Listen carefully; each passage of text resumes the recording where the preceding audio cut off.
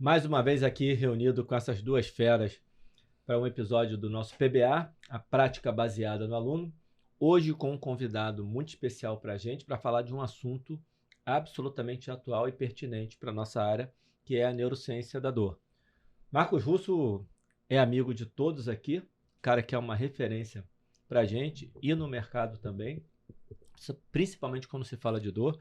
Agradecer demais, Russo, sua presença aqui. Eu já tenho aqui a primeira pergunta engatilhada, que eu quero saber se exercício físico, que é nosso foco, nosso core business da profissão, se o exercício físico, embora isso dê discussão, já tem mais um gancho, exercício físico diminui a dor. Essa é uma pergunta, mas antes de você responder essa pergunta, eu queria que você se apresentasse para a galera.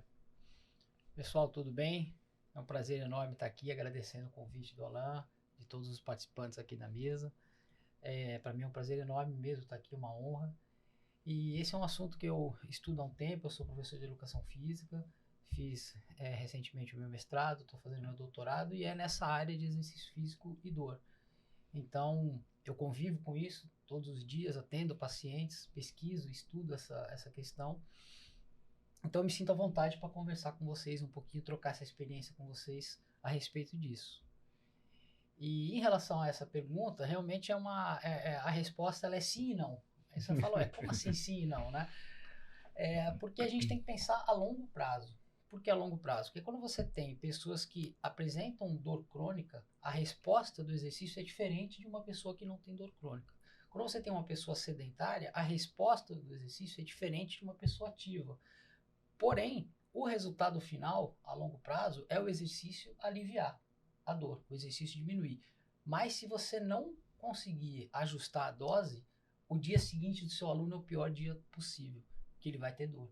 Então é comum, igual quando você está mexendo num dente que tem cárie, vai doer. Vai doer, mas aquilo ali é um tratamento que vai melhorar. Então, se a gente errar muito na mão, esse aluno não volta. O que eu estou querendo dizer? É que muitas vezes uma sessão de exercício pode levar a uma hiperalgesia, pode doer no dia seguinte, mais do que deveria, principalmente pessoas que já têm dor crônica. E aí a pessoa vai desistir.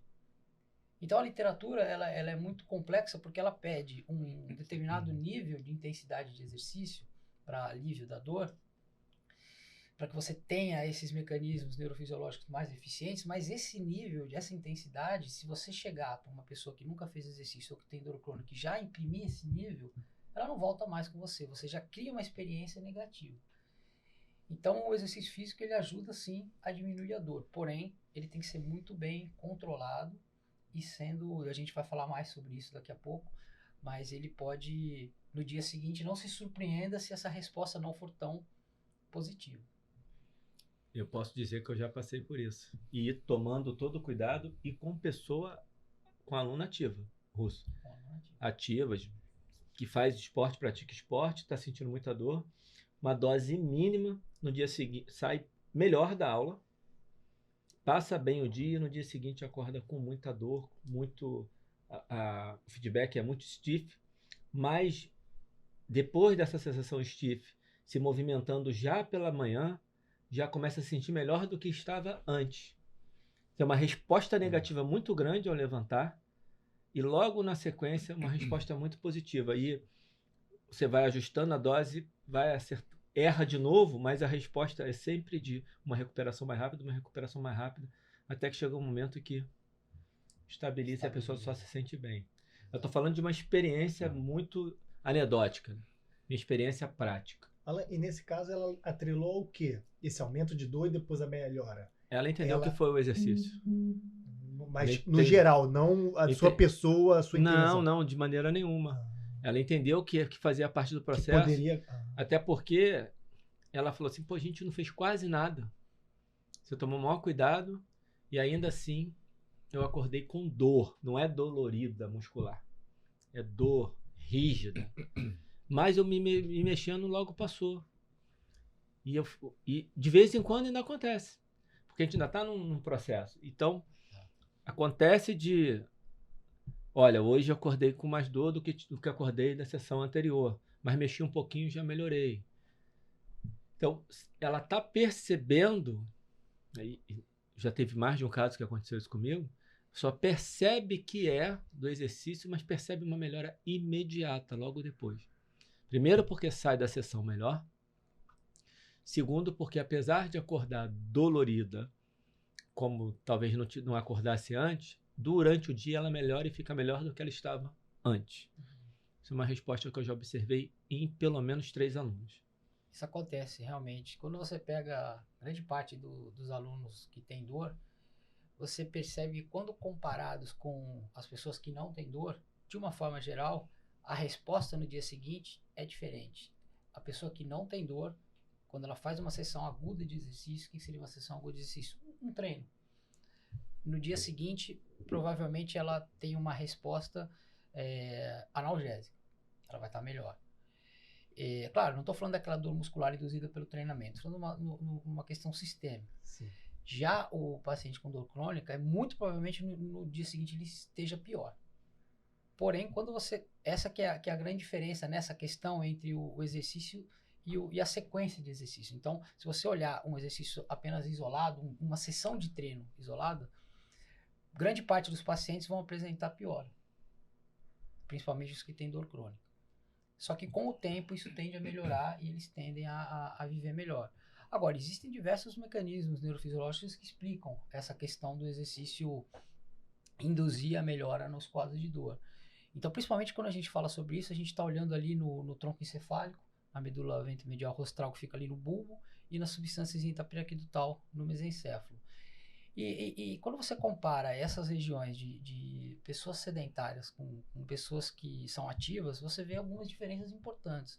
Então, as pessoas que são ativas, por exemplo, elas conseguem ter uma produção endógena do sistema opioide. O que seria esse sistema opioide? Um sistema de analgesia, um sistema que a gente consegue ativar com exercício físico para induzir, para melhorar a questão da dor.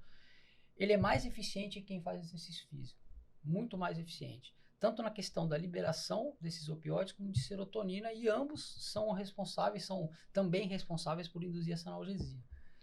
E também quando você observa esses alunos que são sedentários, comparado com esses alunos que são ativos, o exercício físico ele também leva a uma diminuição das citocinas pró-inflamatórias. Então você já diminui a sua inflamação sistêmica e você aumenta as anti-inflamatórias. Então você vai criando uma proteção para o seu próprio organismo. Então, assim, existe uma ciência por trás. A grande questão é como que a gente vai dosar isso daí, e como qualquer tipo de situação, você tem os que respondem melhor e os que respondem pior. Isso para qualquer coisa, para qualquer remédio, né? Uhum. Se eu colocar especificamente nesse caso o exercício físico como um tratamento, então alguns vão responder melhor, outros vão responder pior. Mas em média, com o tempo, todos tendem a melhorar.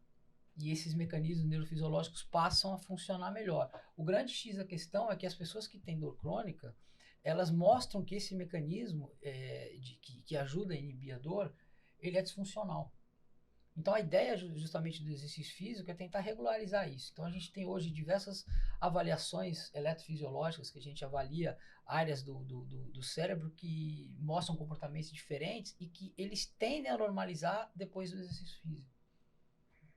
Então é muito importante essa questão, está evoluindo muito, mas existem explicações, bases científicas que nos deixam... Que explicam. E agora a gente está olhando também muita atividade das células da glia. Foi feito um estudo também com animais, onde era injetada uma injeção para provocar dor. E aí você via que justamente esses animais que eram submetidos a um treinamento daquela rodinha, que o ratinho fica na rodinha, eles conseguiam diminuir o número de ativação dessas células gliais e dos neurônios circundantes.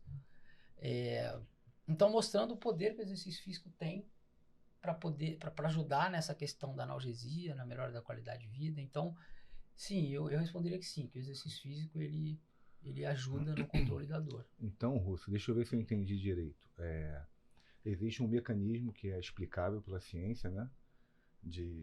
Com bases neurofisiológicas, não é isso? Exato. E a gente o Alan contou um caso de uma aluna dele, e a gente sabe que esses casos de dor no dia seguinte, dolorido, botar um espectro de dor, né, qual o nível de dor, que esses fenômenos acontecem diferente nas pessoas, né? Não tem um padrão uniforme que acontece, né, com todo mundo. Então a gente tem de um lado uma explicação, né, e do outro lado a gente tem um fenômeno que acontece diferente nas pessoas. Então, uma coisa a gente sabe, que o exercício físico a médio e longo prazo trazem benefícios. E a gente tem que discutir a questão da dose, né, porque você pode causar dano, você pode, né, não melhorar a pessoa. Então acho que o que a gente tem que bater na tecla é que se os fenômenos acontecem diferente nas pessoas, é isso que a gente tem que trabalhar, é a dose. E a dose mínima, como o Alan falou, pode gerar um desconforto. Então o profissional da educação física ter essa confiança de que o exercício vai melhorar a pessoa, mas tem que ter cabeça na hora da resposta não ser tão positiva e trabalhar isso junto com o cliente para não gerar, né, um efeito ao contrário do aluno não se sentir confiante em permanecer na prática de exercício. É por aí? Exatamente isso. A dose é fundamental. E muitas vezes, quando a gente está trabalhando com personal, a gente quer preencher uma hora de treino, que a gente falou que vai ser 1 hora de treino, e às vezes você não tem que dar 1 hora de treino para aquele paciente, para aquele aluno. É menos. E você tem que conversar isso com eles, tem que explicar, falar, olha, a dose, a gente vai chegar nessa 1 hora de treino que você quer, mas hoje são 20 minutos. Nem que eu cobre menos, não tem problema nenhum, não é essa a questão. A questão é que eu tenho que ter muito cuidado com a dose. Eu tenho que explicar isso para ele, porque de uma forma geral, o exercício ele é desagradável no início para esses pacientes, para esses alunos. Eu falo paciente pelo fato de atender muito aluno, assim, eu acabo às vezes confundindo. Mas os alunos, né? Então, se você erra na mão, o grande problema que eu percebo é que se você erra na mão, se você erra na dose, se essa dose é um pouquinho acima, e esse é o problema, qual que é a dose correta, né? Se você erra, ele não volta. Já existe uma questão da catastrofização. O que é isso? É aquela pessoa já achar que o exercício físico vai piorar. Ela já chega desconfiada. Ela já chega num ambiente que ela não está confortável. Ainda mais sedentário já. Sedentário. Então, o que mais se discute hoje em relação a isso, assim, erra para menos. Né? Porque torna essa primeira experiência, dentro do possível, o mais agradável. Embora talvez não seja tão agradável assim, tente transformá-la no mais agradável possível. E é melhor que no dia seguinte, essa pessoa não foi nada. Do que ela não voltar. Então, embora você saiba que você tem que chegar num nível de intensidade moderado de moderado a alto para ter um benefício fisiológico melhor, se você já chegar começando nesse nível, você não vai conseguir dar continuidade no trabalho. Então, a dose tem que ser devagar, agora, claro, tem que ser baixa, mas ela vai variar de cada um. Isso aí cabe ao profissional que está realmente na prática, no dia a dia, e a gente tem um guia, né? Você tem uma diretriz, fala assim, pega leve. Mas aí não existe o que é pegar leve? É 5 minutos de esteira, é 10 minutos de esteira, é uma caminhada, é um trote? Isso aí vai da experiência, coisa do dia a dia que a gente tem com a nossa prática. Mas o cuidado com a dose ele é fundamental.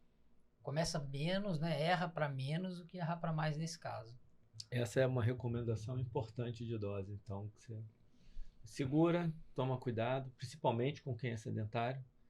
Mas o caso que eu trouxe aqui de uma pessoa ativa que, com todo o cuidado que eu tive, embora tenha sido uma aula mais curta, não foi de 20 minutos, mas foi uma aula com muita conversa, segura, vou te explicar isso. Você preenche também, você não precisa, você pode preencher o tempo de outra maneira.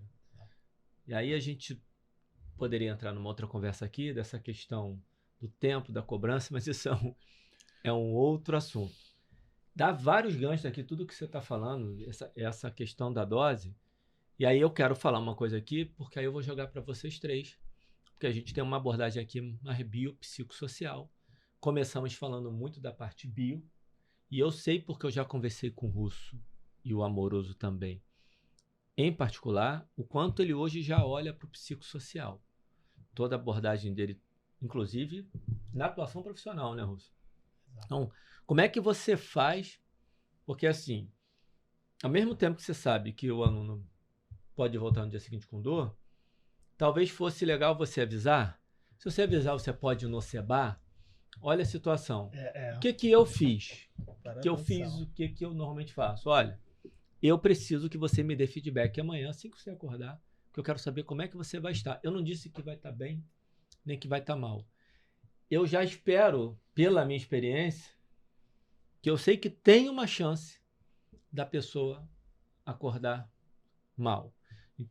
Eu já recebi muito caso, tá, o Russo, de pessoas com dor. E, geralmente as indicações que vêm para mim são assim. E de todos que eu recebi, eu diria que uns 3 aconteceu isso, o resto não.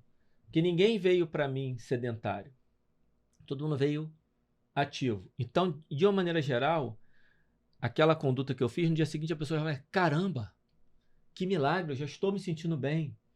Mas 3 pessoas que eu lembro agora acordaram reclamando. Mas o fato de eu ter falado, talvez a maneira como eu avaliei, mas primeiro que foi uma aula só de avaliação, depois do segundo dia foi uma aula em si, de treino, e dizendo, olha, eu preciso, estou dizendo uma coisa prática que eu fiz para vocês debaterem, que você me dê um feedback amanhã que eu tenho que entender como é que você vai acordar para eu poder ajustar o que a gente vai fazer. Quando eu recebi o feedback de acordei pior, eu falei, isso podia acontecer, ótimo você me dar informação, não tem problema nenhum, a gente vai resolver, a gente vai ajustar a dose, pum, já gerei a confiança na resenha, ali na conversa, veio para a próxima sessão, já melhorou, de repente, tem uma outra sessão que eu dou uma ajustadinha na dose, dá de novo. Aí o que acontece? A pessoa está tranquila, porque aumentamos um pouquinho do eu, né, Alan? Daqui a pouco vai ficar bom. E aí eu já tenho até o conforto para ajustar um pouquinho, sabendo que pode dar uma dorzinha aqui, uma dorzinha ali, e que é essa resposta que você já explicou e que a gente vai seguir, que vai melhorar. Eu estou tentando trazer um ponto prático que eu acho que vai além da neurociência, né, da neurobiologia. Para vocês agora, a bola é com vocês. Eu levantei aqui só. Na intervenção, por exemplo, eu tenho uma aluna que ela tá indo muito bem, daqui a pouco, por uma coisa ou outra, que normalmente ela atrela o treinamento, dá uma mudança, piora um pouquinho ali, um pouquinho aqui, aí ela junta com as causas de materiais, normalmente é isso, né? Travesseiro, é cama, é colchão, caminhei 5 minutos a mais, abaixei pra pegar não sei o quê, o meu sobrinho... Né? Normalmente ela procura causas materiais, flexionei a coluna, flexionei a coluna para poder encontrar a razão da dor. Porque as pessoas, a causalidade normalmente é sempre material e nunca é por algum outro motivo em conjunto, né? Sempre tal coisa fez tal coisa, tal coisa fez tal coisa. Lidar com isso eu acho que é o mais difícil, né? Só que ela vem melhorando e às vezes dá um vale, né? Eu falo para ela, a melhora normalmente ela não é linear, né? E ascendente. Ela vai melhorando, dá um vale, uma crista, um vale, uma crista. Só que a gente busca que essas cristas e vales sejam ascendentes e não sejam descendentes. Média, é um vale maior que a crista. A média da curva seja... Exato. Isso daí a gente chama de flare-ups. Então, eles vão ocorrer. São os episódios agudos de dor. A grande questão que a gente busca com o exercício físico é que a gente aumente esse tempo que ele vai voltar a ocorrer. Então, você tem ele, por exemplo, com muita frequência. Ao adotar padrões saudáveis, uma boa alimentação, exercício físico, você vai demorar cada vez mais tempo para ter um novo episódio de dor aguda. Por quê? Porque quando a gente fala exatamente desse público específico de alunos com dor crônica, a dor crônica foi classificada como uma doença pelo CID-11. Então a gente fica sempre tentando achar essa causa, foi o travesseiro. Em algum caso pode ser que você ficou muito tempo na mesma posição, sustentado por muito tempo, e você acordou com uma dor. Mas a gente não pode descartar, porque ela é classificada como uma doença. Então, em si, só. Exatamente. Já teve diversos estudos que mostraram que essa relação, essa causalidade falhou. Então, em alguns casos pode acontecer. A gente não está falando que não vai acontecer. Mas a gente não pode classificar todos os casos assim, né? Porque senão você deixa de olhar uma doença que o CID-11 classificou. Então, acho que é importante avaliar com critério, com cuidado, para poder depois ser o mais assertivo possível na escolha dos exercícios. E na dose. Na dose, exatamente.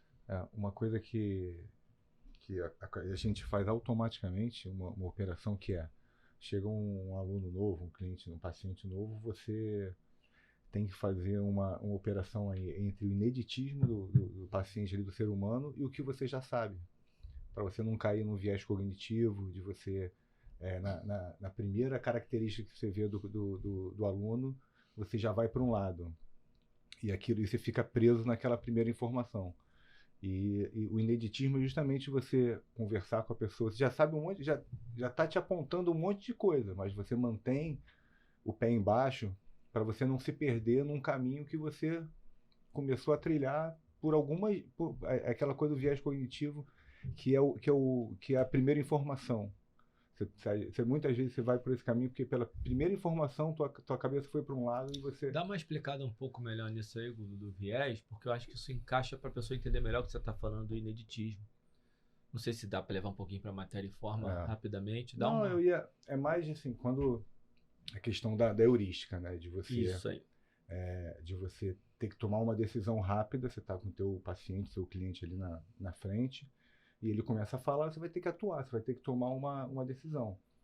Então, normalmente você, usando todo o seu conhecimento, você vai fazer um roteiro do que você vai fazer e você vai executar aquilo. Então, é sempre uma tomada de decisão rápida. Você vai, elabora, executa e vê o que aconteceu. A heurística tem essa base de você ter esses 3 componentes de elaboração, execução e julgamento do que você fez. E como você tem que fazer isso rápido, aí você acaba caindo você pode cair num viés, alguns viéses cognitivos, e um deles é esse. A primeira coisa que vem na tua cabeça, você sai, aí como é que você acaba, teu julgamento acaba ficando enviesado também, teu julgamento e o teu roteiro. Então você tem que tomar cuidado com isso, para você não... Porque essa questão da heurística que eu falei parece, né, um negócio novo, assim, mas é porque a gente faz isso automaticamente. Né? Para você vir aqui, você teve que fazer um roteiro para você vir aqui, você está executando e depois você vai julgar como é que foi, você vai ver como é que foi. E dado o que aconteceu, você vai tomar uma outra atitude, você vai fazer uma outra ação. Isso a gente faz no nosso atendimento direto.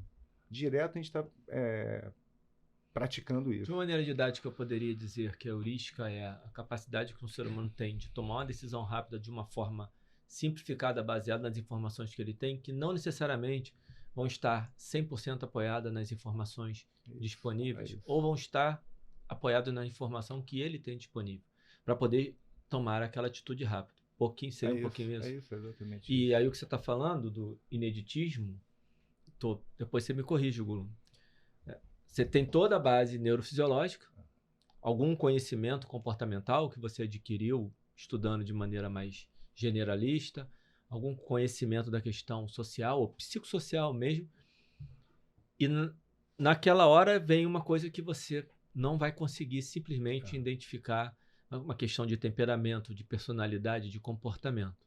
Esse é o ineditismo que você está falando, mais relacionado à forma. Porque assim, até aproveitar para parabenizar o Russo naquele curso que ele fez na Movement. Sim, Neurociência da Dor. O curso online, né? Muito bom, assim, explicação Russo, muito tranquilo, né? Explicando. Didático. Muito didático, conhecimento bem amplo.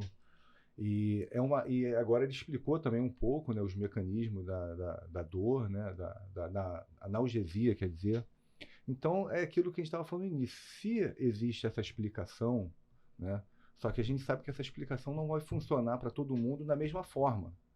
Ela existe em todo mundo, mas ela não vai... Ela pode dar uma dor tardia em pode... Enfim. Tanto que a gente já deu exemplo. Então, o ineditismo está nisso, porque a gente tem que ter, o que o Amoroso fala bastante, que a gente tem que ter essa base técnica eu entendi errado. Já de antemão. Eu entendi errado o que você está falando. Não, acho que não, a gente está falando a mesma coisa. A gente tem que ter essa base técnica de antemão, profissional. E aí ele tem que ver o que vai acontecer de diferente no ineditismo do seu cliente, do seu aluno. Além do que ele traz, o que ele vai responder. Porque são as duas coisas. O que o Russo explica muito bem em estudo é a base biológica. Só que ela não está sozinha. A gente não pode explicar o ser humano pela base biológica.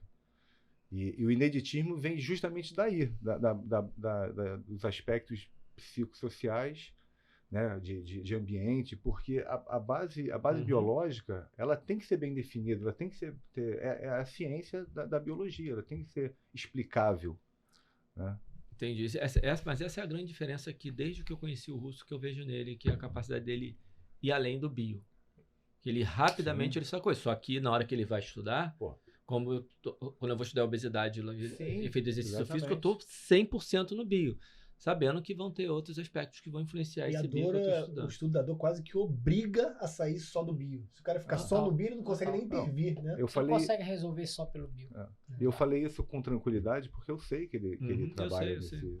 Eu só tô querendo reforçar. E aí queria ouvir dele como é que foi essa descoberta.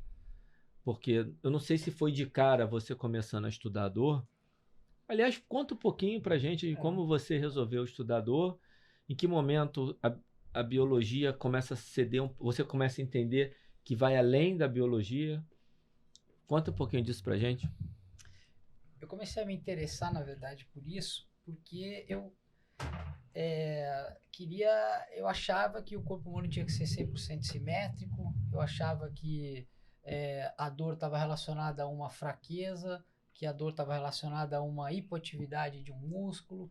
Então eu comecei a fazer alguns cursos que apontavam nessa direção e comecei a me empolgar com isso. E aí você começa a pesquisar e vê que não é por aí. Aí você fala, opa, peraí, como assim não é por aí?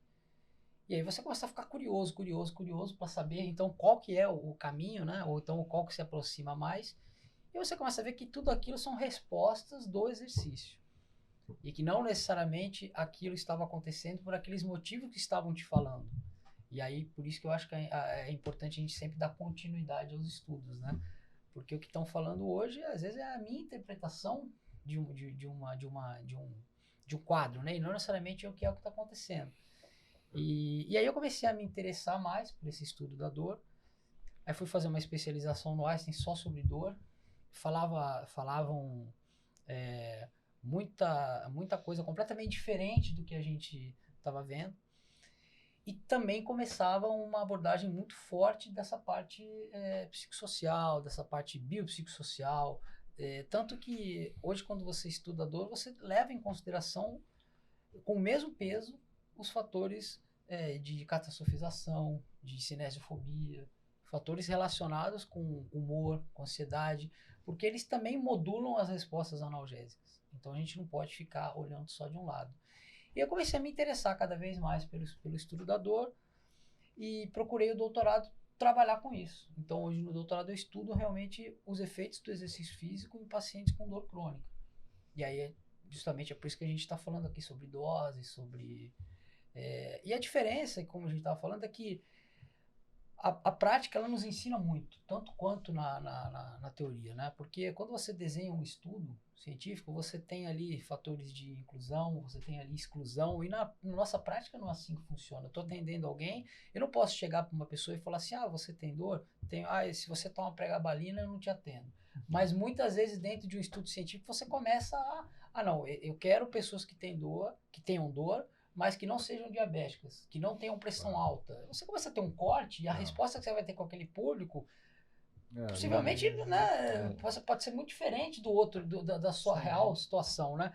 O ambiente totalmente controlado, um ambiente que a pessoa às vezes está num lugar onde ela gosta e você está trabalhando com outro que está num lugar onde ela não gosta, a confiança, quer dizer, então essa parte ela vai muito realmente além apenas dos mecanismos neurofisiológicos, né? Eles são importantes, mas eu acho que eles são diretrizes, guias para que a gente possa depois na prática realmente ir acertando.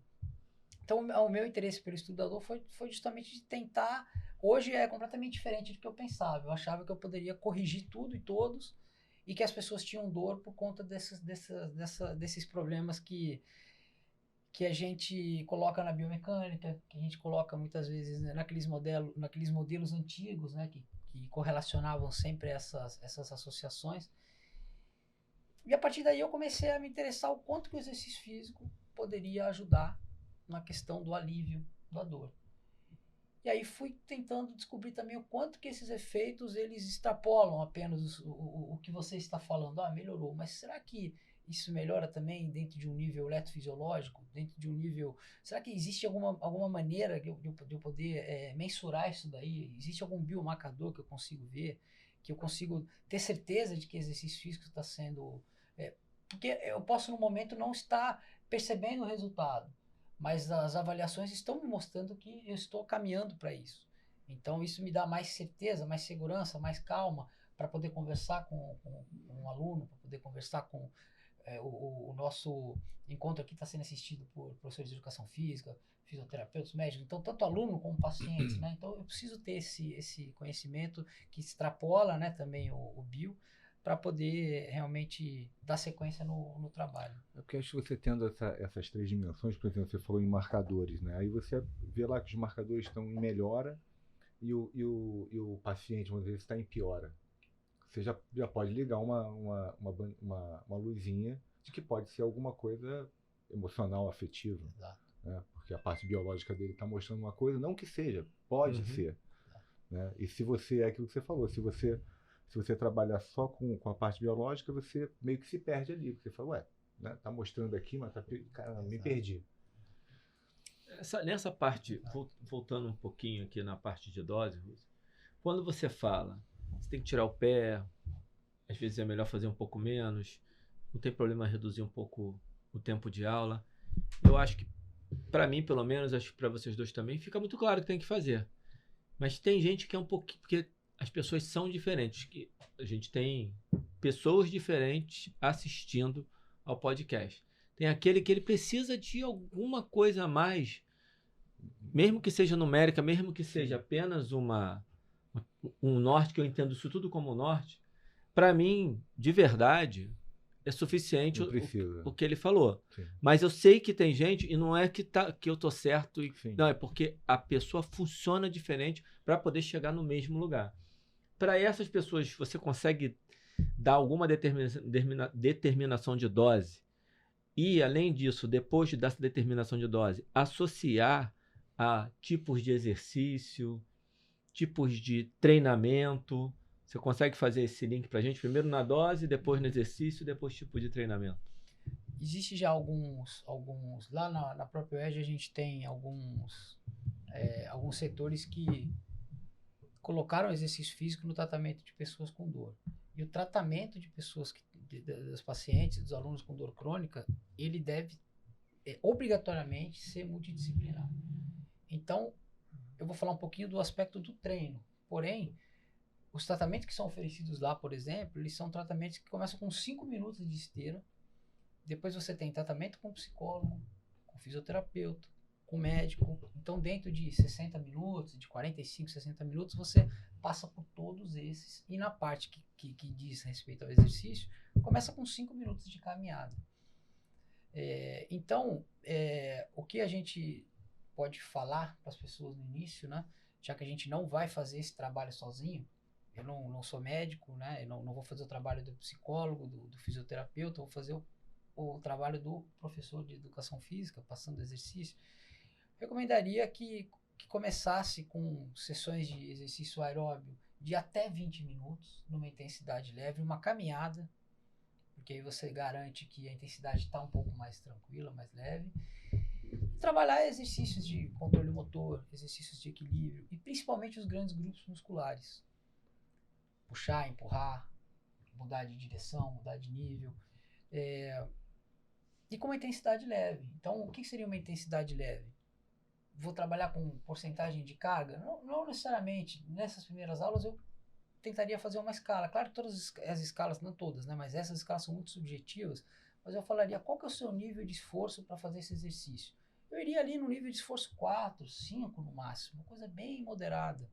E não me preocupando tanto com essa questão de RM. Como é que eu vou fazer um teste de RM numa pessoa que às vezes mal sabe treinar, nunca treinou? Então, eu prefiro... Existem outras formas de a gente trabalhar. Então, eu trabalharia com um treino inicial aí, e as recomendações, inclusive, são nesse sentido, de no máximo 30 minutos, de treino mesmo, de no máximo 30 minutos, mas eu posso colocar exercícios de respiração, eu posso conversar com o aluno falando sobre não enviesando, né, mas explicando. Existem estudos que mostram que quando você educa o paciente em dor, você tem melhores respostas. Então, você não vai dar uma aula de neurofisiologia para ele. Mas lembre, a gente está falando de uma doença crônica. Então, se você explicar para qualquer pessoa que tem uma doença sobre a doença, ela passa a lidar melhor com isso. Ela vai entender melhor isso daí. Então, você tem nessa primeira sessão uma oportunidade muito grande de trocar essa ideia, de conversar, de explicar. E aí o aluno, o paciente, ele vai ganhar confiança em você, porque ele vai ver que no dia seguinte essas coisas vão começar a acontecer. E que ele vai começar a ter essas respostas. Então, ele vai se... Pô, o cara já me falou isso daí. Não na questão do enviesar, mas na questão de coisas do tipo, olha, é normal, isso pode acontecer. O dia que você você brigou com a sua esposa, pô, aumentou a dor nas suas costas, tá vendo? Não necessariamente porque você dormiu errado, porque você, errado entre aspas, né? Porque você dormiu num colchão diferente, mas você foi viajar, você estava preocupado com alguma coisa aí e aí você, né, piorou. Então, tudo isso pode ser explicado, pode ser conversado nas primeiras sessões. Mas, especificamente do exercício que você perguntou, eu jogaria numa intensidade aí de 4, 5, numa escala de esforço de 0 a 10, exatamente.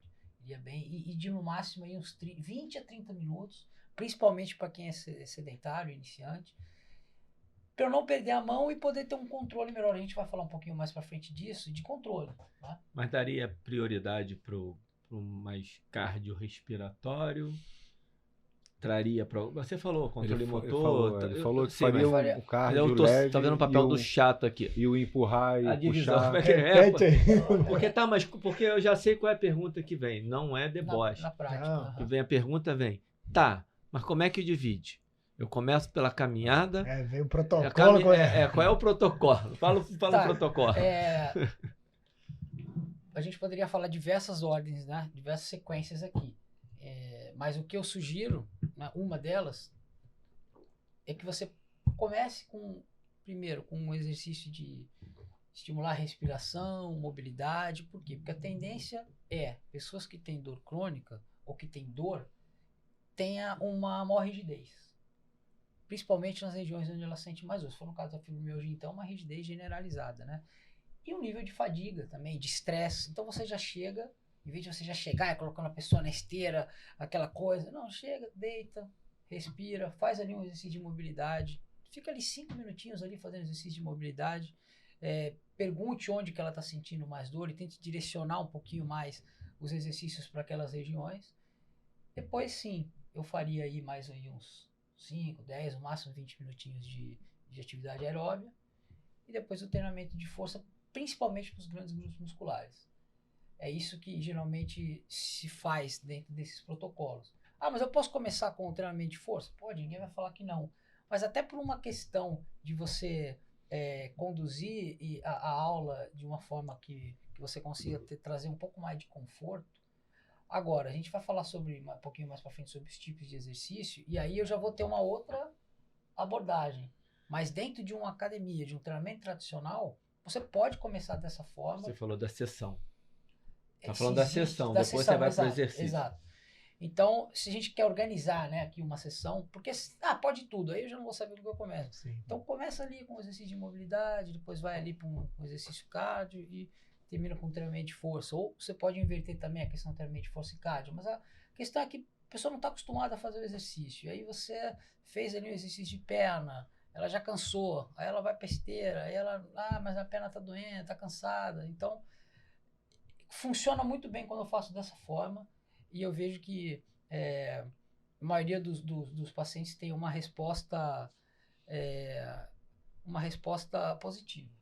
Então, acho que vale a pena. Quanto à carga moderada, assim, pelo menos na minha experiência, o que eu li, eu não tenho a menor dúvida. E acho que até uma coisa meio lógica, né? Porque se você faz, vamos supor, ao extremo, você não faz nada, a gente sabe que não melhora e pelo contrário piora. E se você faz tudo, você faz muito intenso, a gente também sabe que tende a não ter uma melhora, pelo menos aguda. Então, acho que a carga moderada acho que é uma coisa meio intuitiva, né? Mas tem um negócio que eu quero passar para os meus filósofos, a bola, que é o seguinte, e eu fiz um pouco de propósito disso.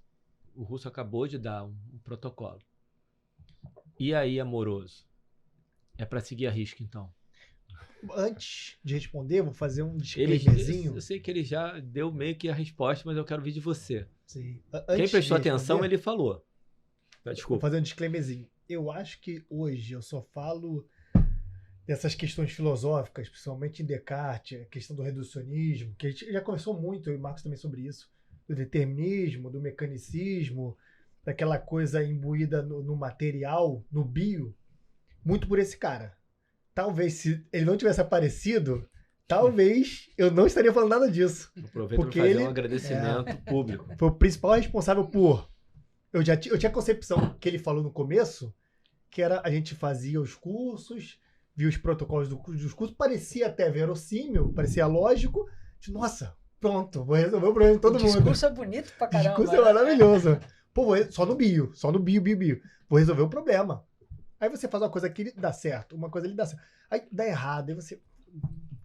Tá faltando alguma coisa, né? O Marco me apresentou principalmente os gringos, né? Que já falavam algumas coisas mais abertas sobre isso, menos materiais.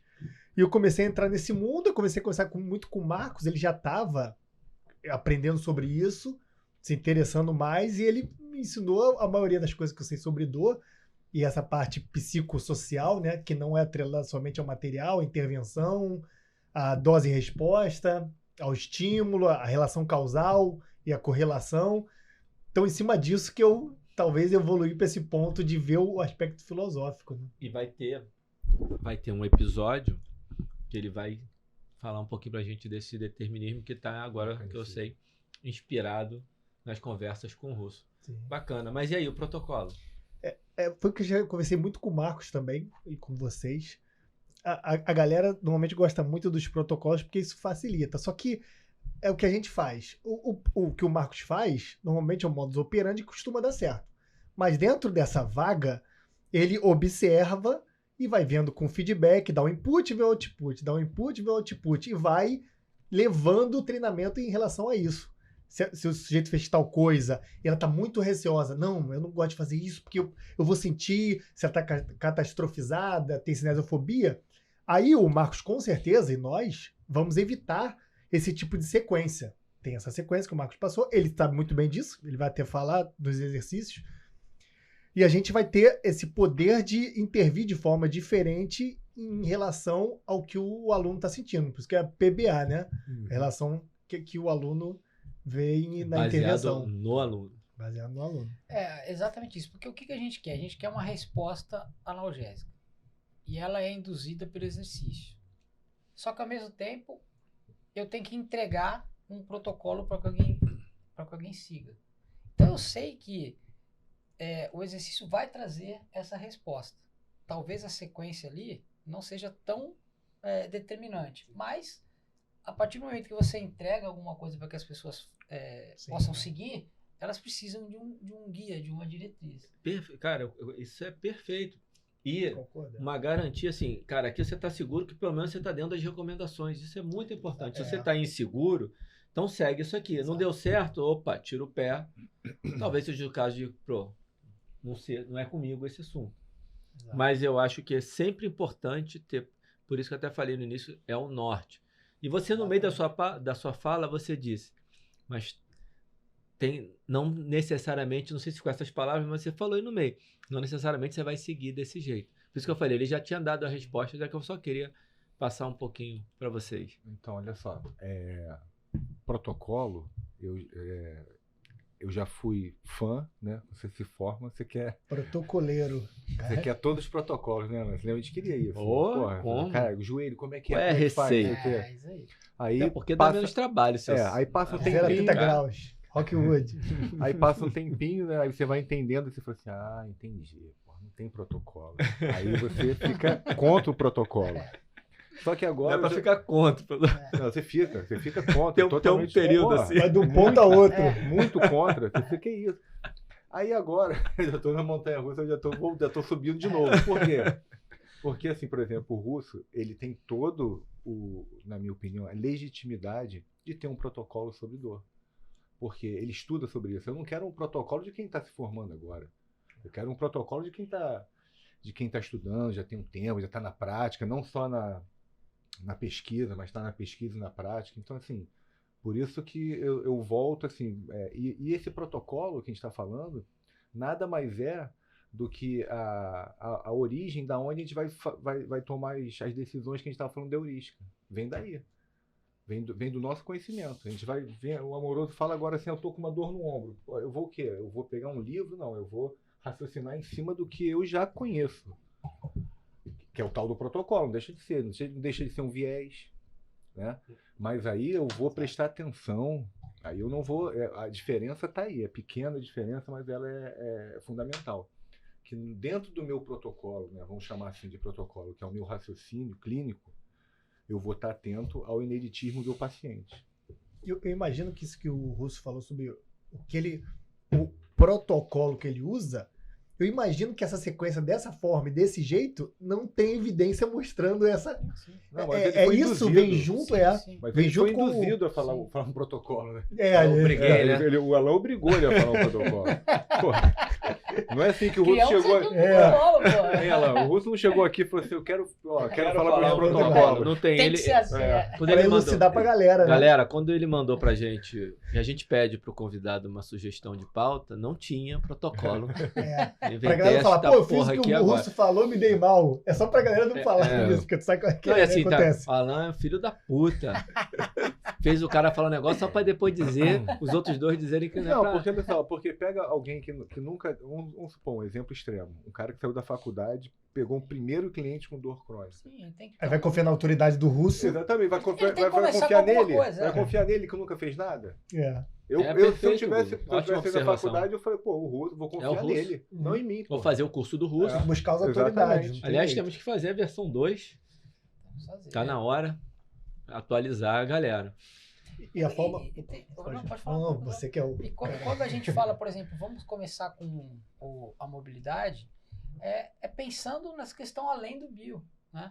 É um momento que você vai conversar, é um momento que você vai tirar um pouquinho da ansiedade. A pessoa às vezes está entrando num lugar que ela não conhece, ela está olhando um monte de gente, ela está, né, com aquela descarga adrenérgica, está toda tensa, e você relaxa a pessoa. Então é mais nesse sentido, né? De você relaxar, de você respirar, de você ganhar tempo explicando o que você vai fazer enquanto ela está fazendo o exercício ali. Depois, por que eu pensei numa palestra, que é mais um momento que você tem ali de conversar um pouquinho com a pessoa, dela poder entender o ambiente que ela tá, dela olhar o ambiente que ela tá, dela se sentir um pouco mais segura, e a partir daí você começa a... Mas é realmente o que a gente estava falando, né? Legal, então me mostra um estudo que começa com mobilidade, Isso, depois você vai é isso que eu queria. Você vai falar, caraca, aí não... Mas é um guia pra gente seguir aí que Eu adorei costuma dar certo. Adorei a parte da respiração, por viés, eu uso muito. Então tá uma parte do protocolo que eu adorei. Eu gostei do tempo de exercício aeróbico, que no começo também é mais ou menos o que eu faço. Tá tudo sendo ali. Cada um amarrado, fazendo né? um pedacinho. E esse é um ponto interessante pra galera se ligar, que esse modus operandi do Russo é uma mistura de conhecimento científico, biológico e de intervenção, e que ele faz justamente pelo motivo do próprio movimento e pelo motivo da sociabilização com o aluno. Ele usa as duas coisas, o bio, Olha, movimento, e o social, o ambiente, né? E o psico. Atento. As três coisas a mesma coisa, mobilidade. Vou conversando, vai fazer, já tá mobilizando no bio, já tá conversando no psico e já tá se inteirando no ambiente, no social. Vai pro aeróbio, já entra na primeira máquina, que é uma barulheira danada, o sedentário chega lá, fica receoso, tô com dor. Entra na esteira, já viu que dá pra entrar numa máquina sem dar problema. Conversa com o professor na esteira, já começa a entender melhor o ambiente, olha o ambiente, começa a se adequar. O Russo, nessas duas coisas que ele falou de começo, já entra tudo, é tudo biopsicossocial, com protocolo aberto para intervenções uma e outra que não são fechadas em nenhuma coisa, e você não vai achar isso em nenhum artigo científico. cara, muito legal essa sua explicação, adorei. Sintetizei modo Alan. Muito bom. Muito Deu uma bom. alanzada. Sistemático. Agora eu quero jogar uma pergunta para ele não vai responder, porque antes eu vou jogar uma bomba para vocês. Eu vou pedir, não pergunta não, ele já falou.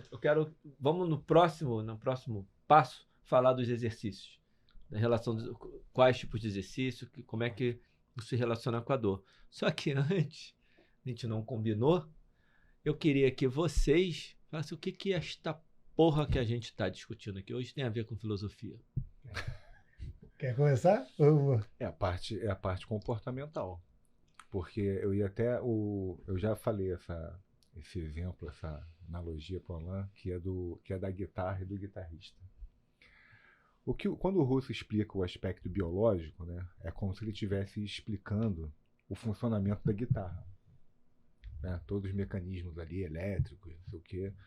Só que tem quem toca a guitarra, que aí é que a gente estava falando, que aí começa a não ter um padrão. O padrão de funcionamento da guitarra existe, é explicável, que são os aspectos neurofisiológicos. Você explica muito bem. Só que quem tem a pessoa que está tocando a guitarra, que aí tem toda a diferença, senão todo mundo tocaria igual, né? Não teria diferença entre um guitarrista e outro, justamente é a forma em que se faz. Então a parte da filosofia, ela entra aí, entra no guitarrista e não na guitarra. Muito bom. Tem uma coisa também interessante, né? E o som que essa guitarra emite, que é o mesmo som, ele é interpretado para cada um de uma forma diferente. É o mesmo som, mas ele em mim pode evocar um sentimento, em você outro, né? Inclusive no próprio guitarrista. E aí, amoroso? Eu vou puxar um pouco para a parte, digamos assim, mais sistemática da filosofia. Não sei se pode dizer assim, né? Essa coisa da dor me interessa muito, que eu acho que ela é tal e qual a questão da consciência. Ela é um problema tão grande quanto até o que o Pedro falou. Eu falei, Pedro, queria saber mais sobre consciência, nosso orientador passado, que o Marcos fez mestrado, e eu fiz mestrado também. Que ele falava, pô, cara, quer entender mais de consciência? Digita aí, The Hard Problem of Consciousness, né? O problema difícil da consciência. Tem até esse nome, porque realmente é difícil e as pessoas têm dificuldade de entender. Tem muitas pesquisas, mas ninguém encontrou o que é, como é que faz, de onde surge, de que módulos ou áreas isso sai, né? Acontece um outro fenômeno, um epifenômeno, e a dor, eu acho que ela tá tal e qual a consciência. Ela é um epifenômeno do cérebro que pode ter relação causal, material ou não, dano tecidual ou não, se cronifica com dano tecidual ou não, e pode acontecer umas coisas curiosas. Na filosofia, tem dois casos que eles explicam, que é o representacionalismo, que a dor está representada em alguma região em relação mais ao dano tecidual. Tem o dano tecidual, tem o dor. O representacionalismo, ela tem que atrelar uma causa material à dor. Só que com os avanços da neurociência, a gente sabe que não dá para circunscrever só nisso. E a questão fenomenológica, tá até em Edmund Husserl, né, com H, que ele fala que... porque tem o Husserl com R, né? Então é muito detalhista.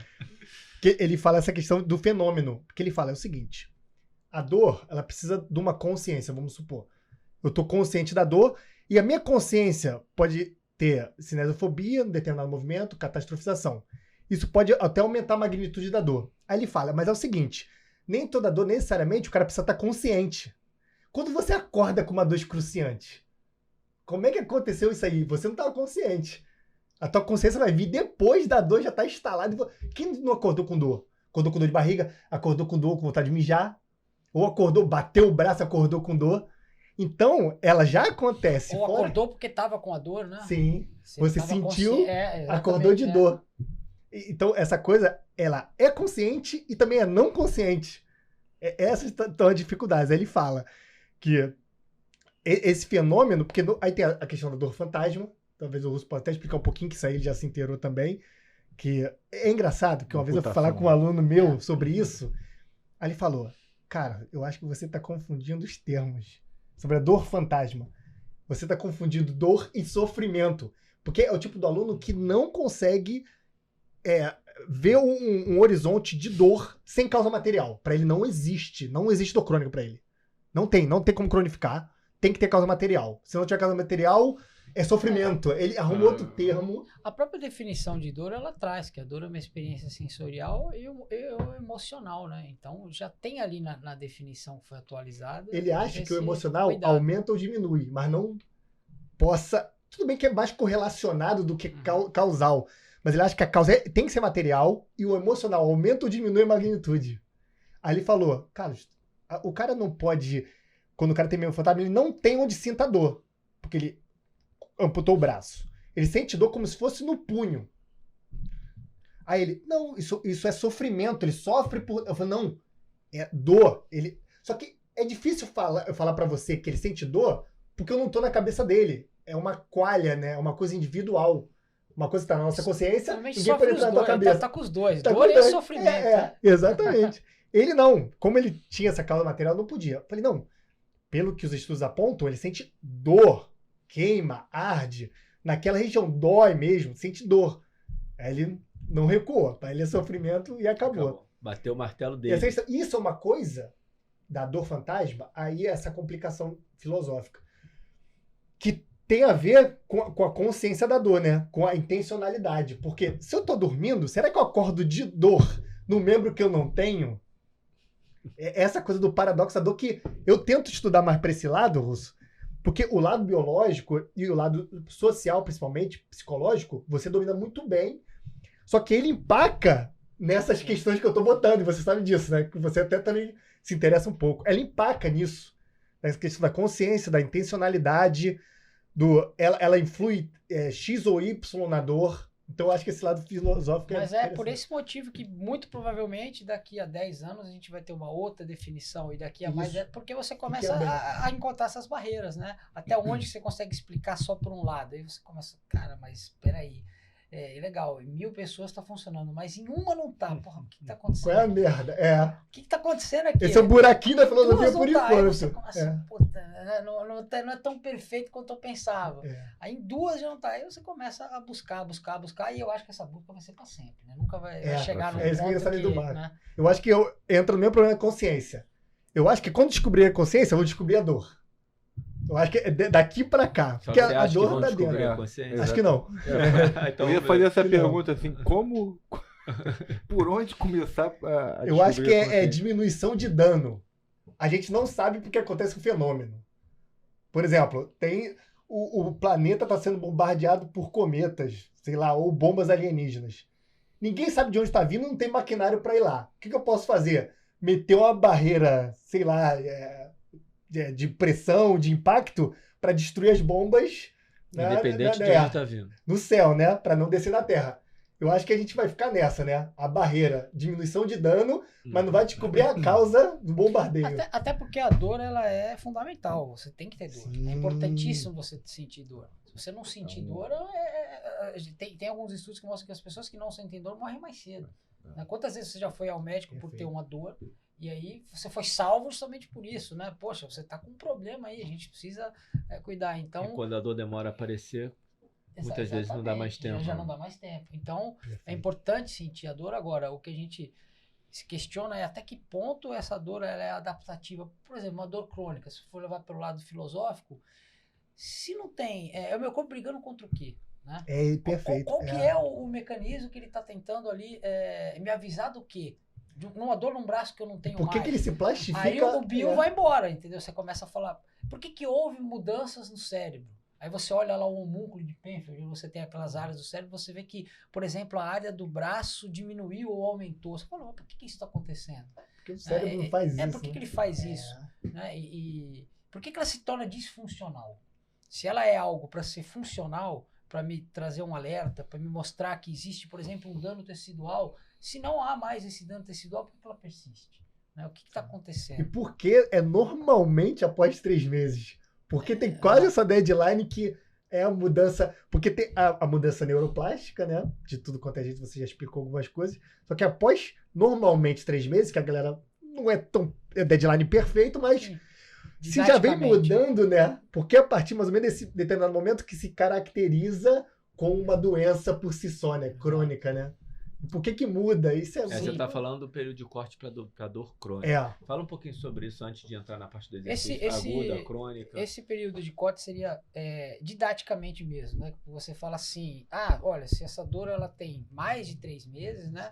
Ela é uma dor crônica. Então, se ela tiver 2 meses e 29 dias ela ainda é aguda. Então, assim, é uma régua que coloca nessa necessidade de nós termos protocolos, de nós termos norte, é importante. Uma noção. Uma noção. Mas você não deve levar assim a a ferro e fogo, né? Mas ela surgiu justamente disso. Aliás, muita coisa que a gente faz surge através disso e depois na prática a gente vai vendo, opa, não é bem assim, né? Mas ela surgiu dessa necessidade de tentar classificar e até servir mais de alerta, né? Porque imagina quantas pessoas chegam lá, tô com dor no ombro. Mas realmente quanto tempo você tem essa dor? Uma semana.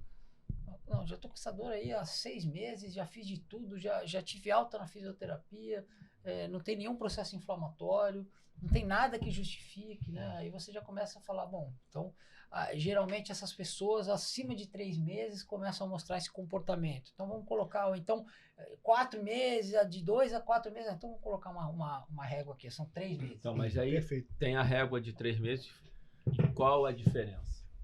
A diferença é que a dor aguda, ela tem muito mais relação com uma questão de alteração de dano tecidual. Então ali a gente chama de dor nociceptiva. Então você tem ali as terminações nervosas livres, são os nociceptores, e eles respondem a estímulos mecânicos, térmicos e químicos. Então você deu uma pancada, caiu alguma coisa no seu pé, por exemplo, um peso, uma manilha de 20 quilos no seu pé, seu dedo está inchado, você vê ali um mecanismo claro, inflamatório, você vê ali uma lesão, você vê ali um dano tecidual, e ela é uma dor que ela segue um trato, se você for pensar na fisiopatologia, ela segue um trato até atingir as áreas mais altas ali do cérebro, diferente da dor crônica. Então são mecanismos diferentes, que ativam regiões diferentes. Então, por exemplo, a dor crônica, ela já tem mais a ver com uma alteração nessa nocicepção, que a gente chama de dor nociplástica.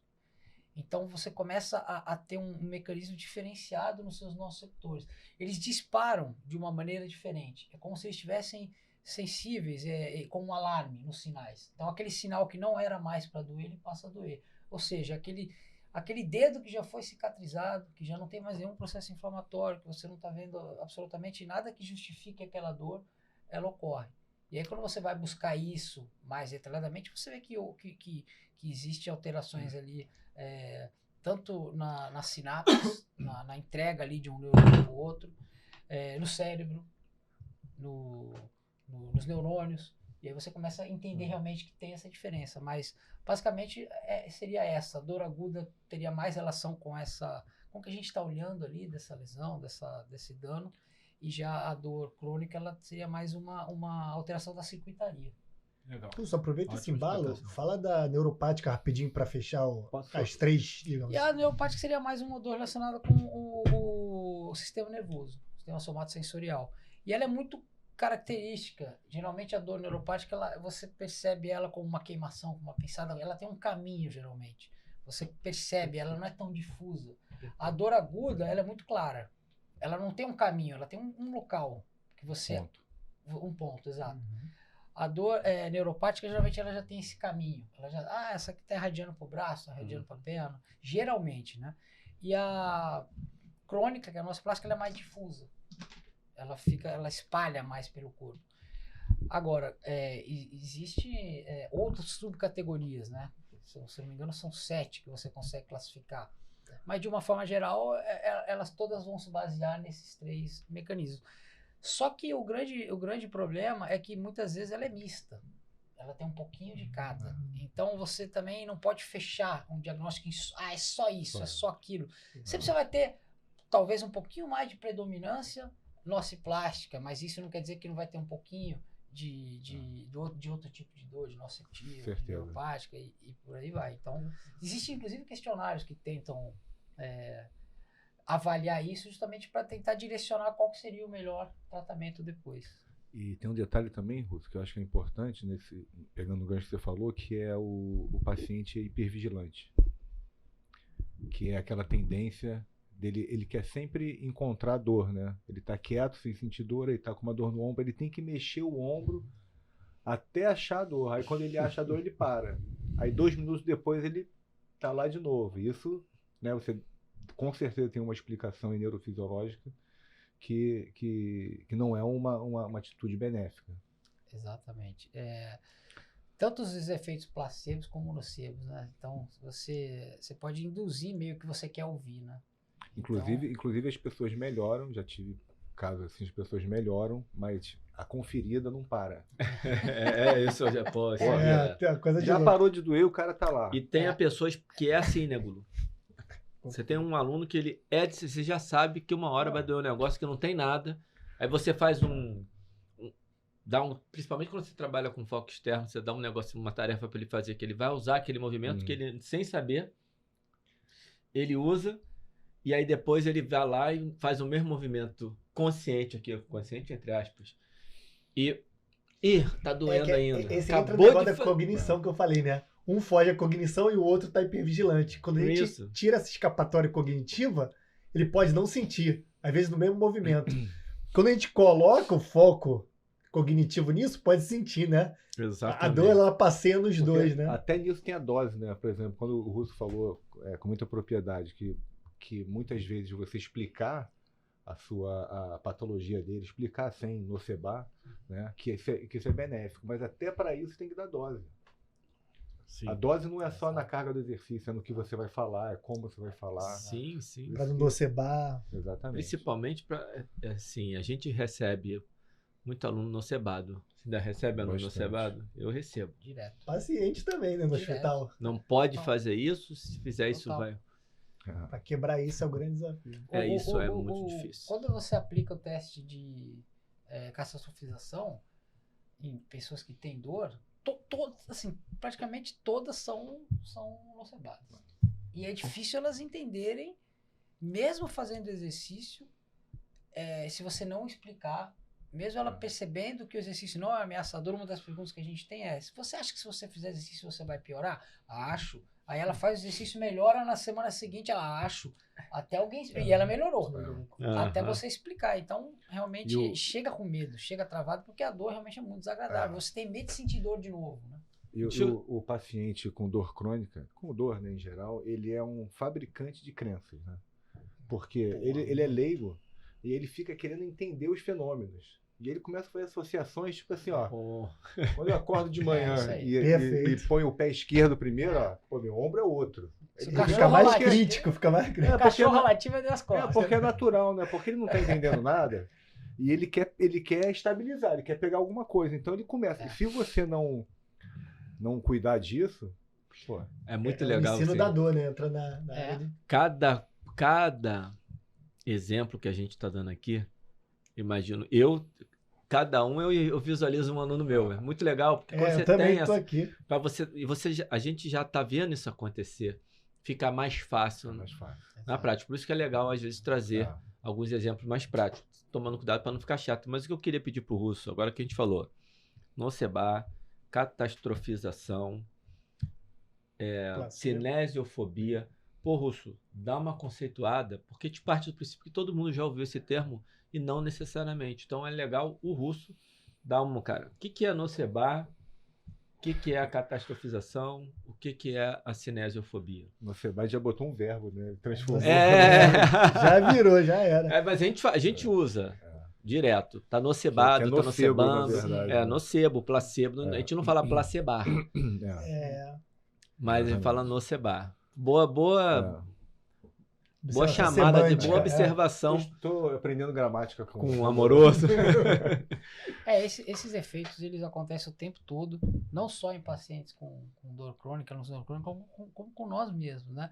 Mas basicamente os efeitos placebo e nocebo, eles seriam efeitos que eles podem ir a favor ou contra a nossa prática ali no momento que a gente está na intervenção. Então, geralmente, o clássico do efeito placebo é aquele efeito que melhora.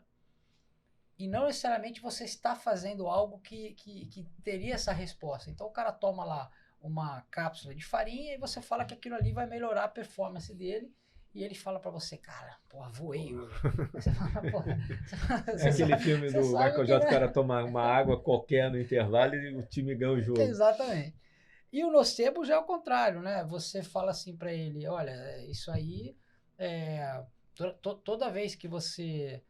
faz esse exercício, você vai ter dor nas costas. E aí o cara começa a sentir essa dor nas costas, porque ele já começa a acreditar que aquilo é uma verdade e realmente você pode piorar esse quadro. E é muito comum esses alunos, esses pacientes, sofrerem da catastrofização ou da cinesiofobia. O que seria isso? Então a catastrofização seria mais relacionada com aquela questão da pessoa achar que tudo ali é exacerbado, que o exercício vai fazer mal, que a dor dela é muito maior, de que ela nunca vai melhorar, de que não existe solução para o caso dela, de que o exercício não adianta, vai piorar, que ninguém ajuda, que ninguém funciona. E dependendo da forma como você fala com o seu aluno, você pode aumentar esse sentimento dele. Nunca mais você vai correr mesmo, esquece. Esquece isso aí, que correr você nunca mais vai. Só que você vai transformar o cara em pensamentos dessa forma. Pega a catastrofização dele e ainda joga um nocebo. Ainda joga um nocebo. Dá pra fazer os dois ao mesmo exatamente. tempo. Dá pra fazer os dois ao mesmo tempo. E pior, ainda joga uma cinesiofobia, porque ainda ela vai ter medo desse movimento. Então a cinesiofobia seria mais essa questão do medo. E às vezes o profissional faz isso até pra ter uma autoridade, né? Até pra falar assim, pô, verdade, faz isso que eu... Aí, cara, é pior ainda. Aí faz piorar, eu não falei que ia piorar. Eu tava até comentando com alguns alunos meus, que é muito comum alguns médicos, deixar isso claro, não são todos, né? Alguns médicos já chegarem cortando o exercício físico. Não, corta o exercício. Eu tô com uma dor no ombro, corta o exercício. Aí só de sacanagem eu comprei esse reloginho aqui. Claro que não é muito preciso, mas ele mostra algumas coisas interessantes que eu tenho mostrado aos meus alunos. Aí vocês vão entender o que eu tô querendo dizer. Por exemplo, o dia que eu fiz atividade física, aí eu mostro aqui quantas calorias eu gastei, como foi o meu sono, como foi a minha oxigenação do sangue. E aí eu começo, no final do mês, eu tenho um gráfico e começo a mostrar para eles, olha só, você tá vendo que todo dia que eu fiz exercício, tem relação. Eu pude comer mais, eu dormi melhor. Então, a partir do momento que você vai num médico ou em qualquer profissional que pede para você parar, ele tá pedindo para você parar tudo isso aqui. Por causa de uma dor no ombro, agora você não vai dormir tão bem, você não vai conseguir se exercitar também. Oxigenar então, pior. Pior, exato. Olha o pacote que você está parando por conta de... Então, assim, só para o exercício físico em condições extremas onde realmente você tem que parar. Né? Caso Adorei contrário, esse exemplo aí, Russo. Caso contrário, a gente, né, você tá deixando de lado um pacote ali de benefícios, né? Por conta de uma insegurança ali no momento. Então, entra assim, na retórica ponto, total, né? Que ponto vale a pena? Então, o reloginho tá Moroso. valendo a pena. Apesar que tu sabe que assim, capar nós. Sim. Não necessariamente aquilo, mas isso é usando a retórica para poder puxar o aluno, desnocebar, Sim. sabendo que o objetivo do uso da retórica é melhor para ela. E de fato a gente sabe que tudo isso acontece construtiva, né? A gente sabe. O reloginho só tá mostrando ali mais ou menos, não de uma forma tão precisa, né? Mas foi uma retórica pro bem. Pro bem, uma retórica pro bem. justamente. Porque primeiro, ele não mentiu, né? É verdadeiro. Superior. Ele tá usando aquela retórica do professor. É a retórica necessária que deve ser aprendida. É para acender. Sim. Eu achei ótimo. Percebe. Achei ótimo. Ótimo. Acho Achei muito de boa muita estratégia. aplicação prática. Também achei Perfeito, perfeito. E faz parte, você tem que...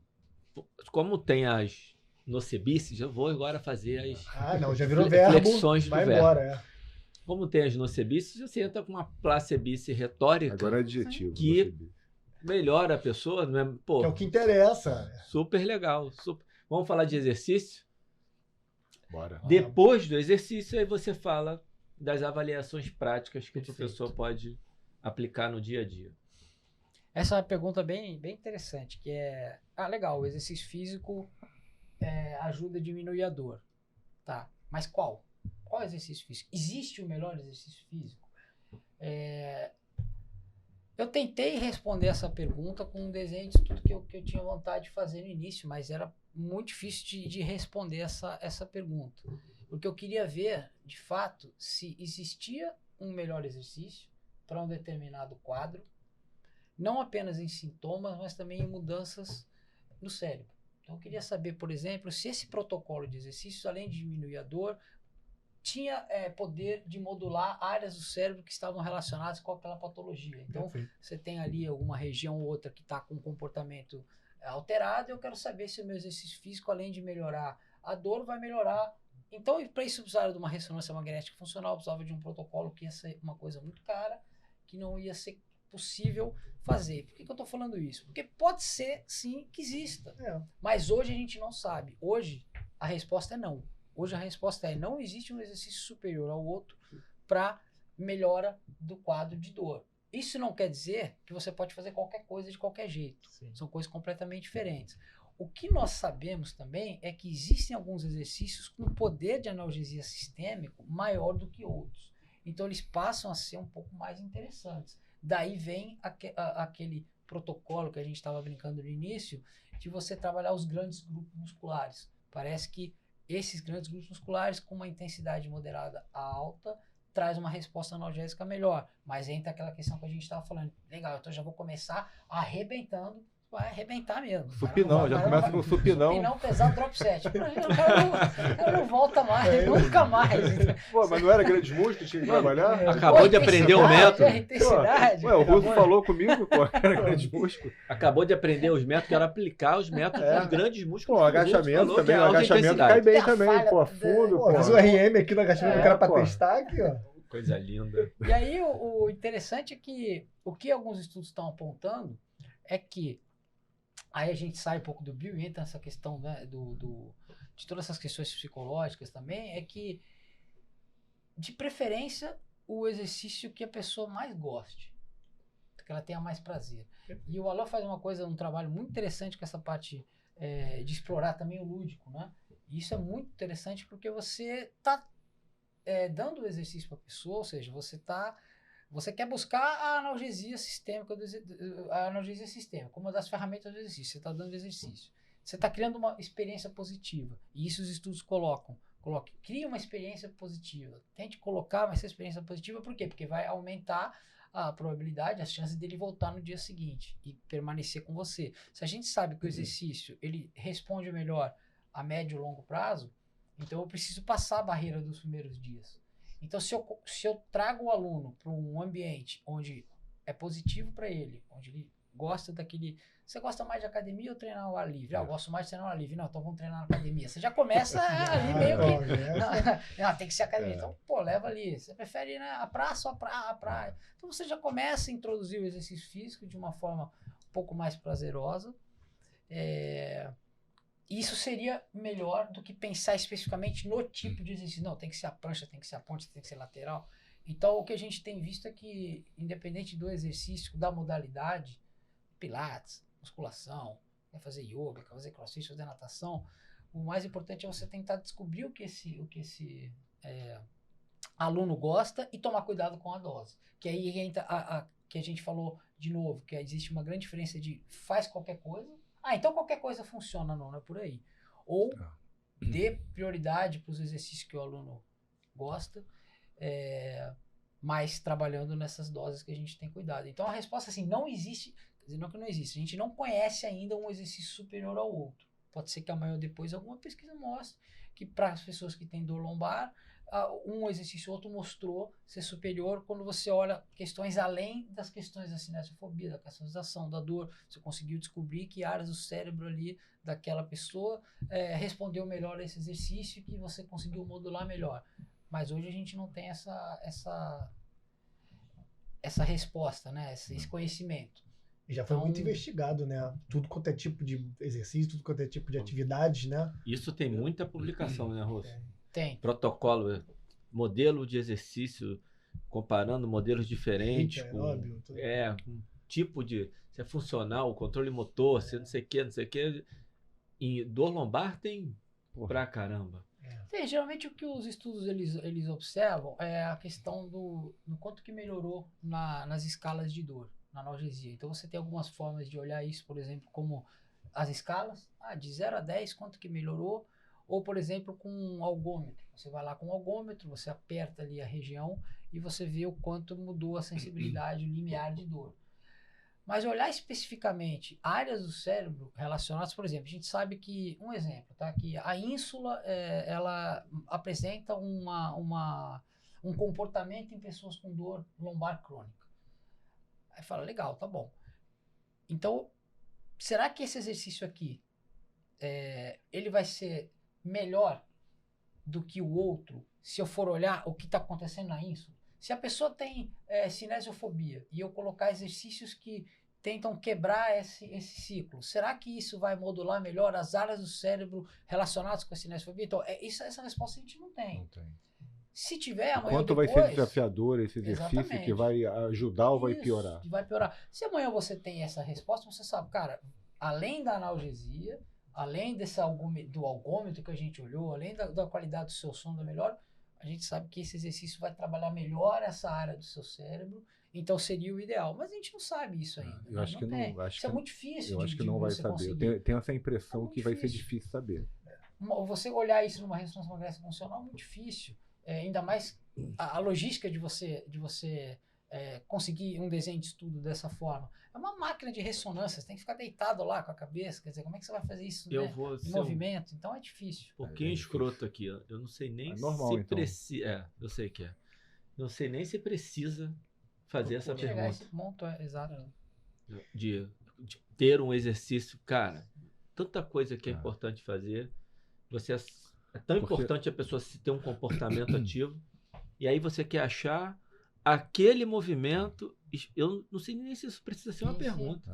Não, porque Por isso que eu falei que eu assisto escroto. Mas é porque o Russo está toda hora, já fez umas 2, 3 vezes tomando cuidado em falar para não cair no relativismo, para não achar que qualquer coisa serve. Sim. Então você vê que a gente fica tentando sair do determinismo, protocolo, e é isso, é aquilo, é biológico, não sei o quê, e também a gente não pode quer cair no relativismo. Porque realmente parece que é uma coisa muito difícil de entender, mas não é, porque é o meio do caminho ali. Você tá atento. Pô, será que eu tô achando que é isso, só isso? Eu tô com um viés, tô muito enviesado, é isso? Com isso? Ou então eu tô... tá, já que é para fazer exercício, então qualquer um serve. Então, mais cuidado para ficar no meio. Então, aí eu vou falar então uma coisa aqui, o Russo, fica à vontade, Russo, para complementar, corrigir. O que tira do relativismo dentro de tudo que o Russo falou? Você sabe que não tem um exercício específico. Uhum. Isso de cara aumenta a gama de possibilidade do professor para atuar. Sim. Traz uma segurança, do meu ponto de vista, de saber que uma coisa pode funcionar e a outra não. Eu tenho como experimentar. Isso não quer dizer que não tem exercício específico, cara. Então, eu vou fazer a mesma coisa para todo mundo, porque tanto faz, esse é o relativismo. Sim. Não. Eu sei que eu posso. Essa pessoa vai responder melhor com esse tipo de trabalho aqui. Eu vou começar com a respiração, não vou dar esteira, vou trabalhar aqui exercícios que ela se movimente mais para gerar mais necessidade de mobilidade, por exemplo. E isso funcionou bem com ela. Já na outra aqui, que eu fui fazer essa mesma coisa, não funcionou bem, eu tive que ir para outro caminho. Pô, a respiração deixou ela ansiosa, ela não quer parar, ela quer ficar conversando comigo. Se eu coloco a respiração, ela fica torcendo para acabar, não concentra. E fica. Tem uma aluna que eu tentei colocar para respirar, ela ficava conversando comigo, o negócio tem que concentrar, e não parava de conversar, desistia, não tem respiração. E é para você ser objetivo na sua prescrição. Você tem a gama de coisas, de informações, sem nada determinado, para que você não, com isso, não caia no relativismo e consiga ter uma objetividade no que você está fazendo. Você não está fazendo qualquer coisa. Isso é diferente de fazer qualquer coisa. A tua gama de possibilidades é o seu ferramental. Isso. É a sua Qual que você vai usar? Qual que você vai usar? Para quem é? Isso, qual exatamente. É a situação? Antes de passar a bola pro Russo, tem essa coisa de tentar procurar um exercício, deu ensejo pra muita merda também. Opa! Assim, tem o caso do Paul Rodgers, né? E do trabalho do core, que ele viu que você trabalhando a musculatura do core, isso melhorava a dor. Só que ele fez exercícios para core e dor, melhorou. Mas ele não comparou com agachamento, não comparou com corrida, não comparou. Pegar um exercício e testar ele, fatalmente vai melhorar. Ele vai esse aqui melhora. E pode não melhorar em algumas pessoas, mas vai melhorar na média, e você trata epidemiologicamente e vai. Exatamente. Mas ele se corrigiu e é fantástico. É isso que eu ia falar. Sim. E depois ele viu que estava enganado com essa relação causal, se retificou e mudou a linha, né? McGill não faz isso, né? Chama honestidade intelectual. Segue lá, não pode flexionar a coluna, não pode flexionar a coluna. O dente. Mas essa correção... E a gente recebe uns alunos até hoje assim, né, amoroso? Oh, papai do céu, meu Deus. Mas essa correção que ele fez não criou um impacto tão grande quanto, né? Porque as pessoas ainda continuam falando sai a capa do jornal dizendo uma coisa e sai uma notinha depois desmentindo desse tamanho. A importância do o artigo do Paul Rodgers daquele tipo, né? Ele já não trabalha nessa linha. Já saiu dessa há muito tempo, né? Caramba. Exatamente. Bom,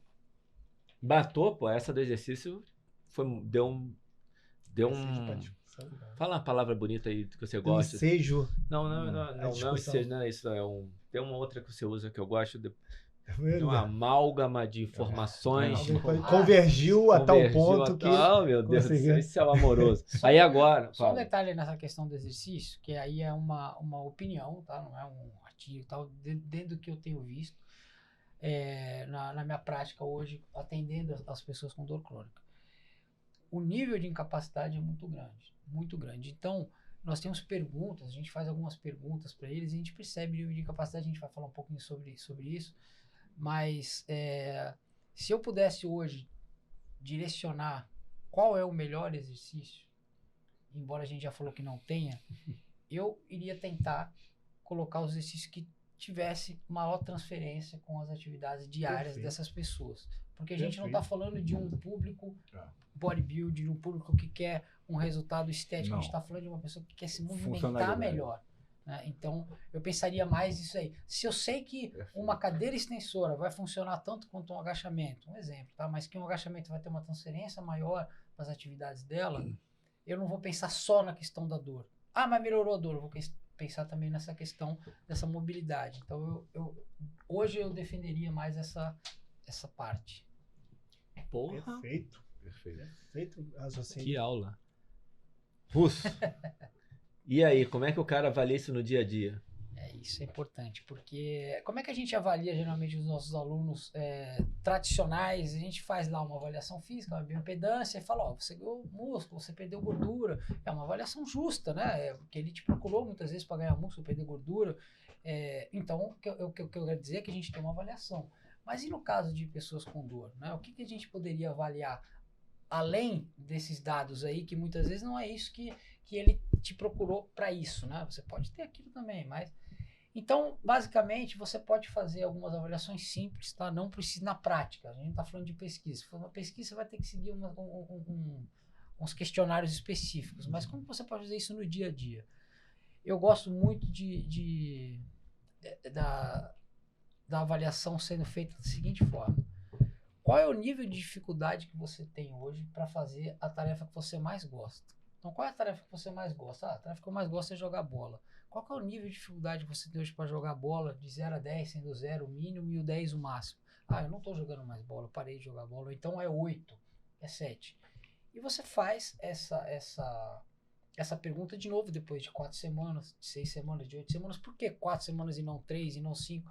Geralmente, a grande parte dos estudos mostram que as intervenções são de pelo menos 4, 5, 6 ou 8 semanas. Então, se você quer ter uma resposta, você tem as primeiras adaptações de exercício. Então, você pegar grande parte dos estudos que mostram qualquer benefício em relação a mais prolongados, assim, em relação à dor, são estudos de pelo menos 6 ou 8 semanas. Se você chegar lá para mim com um estudo de uma semana, eu vou questionar, mas será que nessa semana não pode ter sido isso, aquilo? Mas você chega lá com 6, 8, 10 semanas, então faz na primeira semana, faz ali depois de 4, 5 semanas, pergunta como que está a dificuldade dessa pessoa de fazer a atividade que ela mais gosta.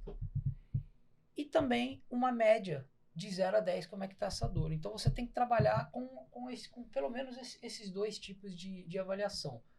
Faz lá uma escala, você pode fazer no Google Forms, inclusive, mandar todo dia para o seu aluno, de 0 a 10, quanto está a sua dor. Ele vai apertar um botão ali e você já vai ter essa resposta. E a mesma coisa você pode fazer a cada 4 ou 5 semanas perguntando qual que é a dificuldade dessa pessoa de fazer a tarefa que ela mais gosta. E aí você sabe que você está contribuindo.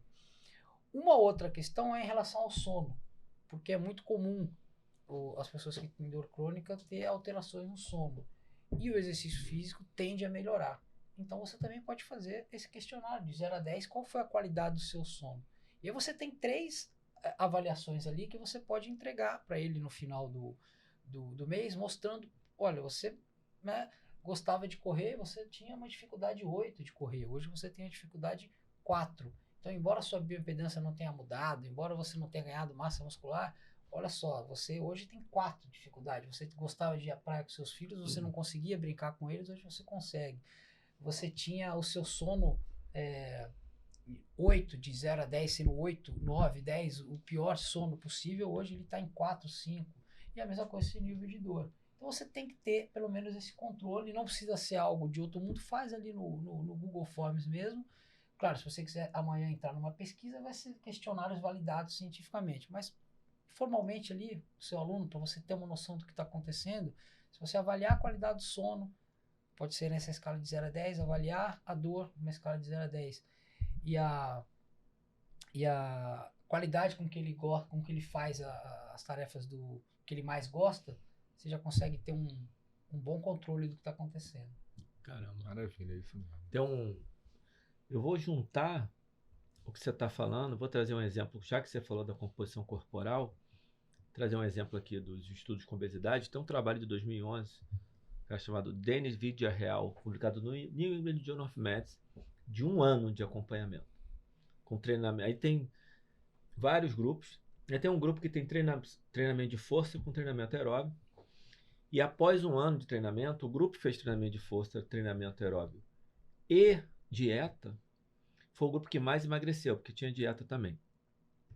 Só que quando você olha a composição corporal piorou. Porque eles emagreceram, perderam gordura, mas perderam músculo também. Mesmo fazendo treinamento de força, perderam músculo. E na hora que você vai olhar, o percentual de gordura está mais alto. Embora eles tenham perdido muita gordura. Mas a capacidade funcional e a força está maior.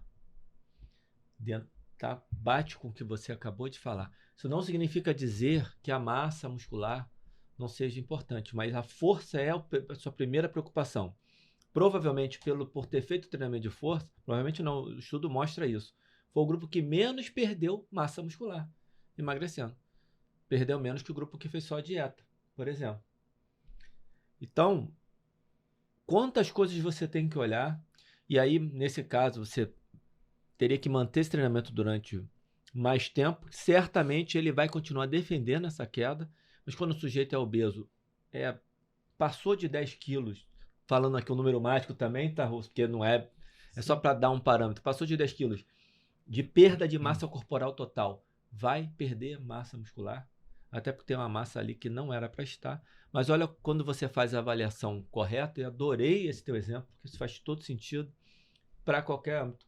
Estou menos preocupado com a composição corporal, mesmo na obesidade também, Russo. Eu estou menos preocupado com a composição corporal quando eu pego uma pessoa obesa e estou mais preocupado com a capacidade funcional.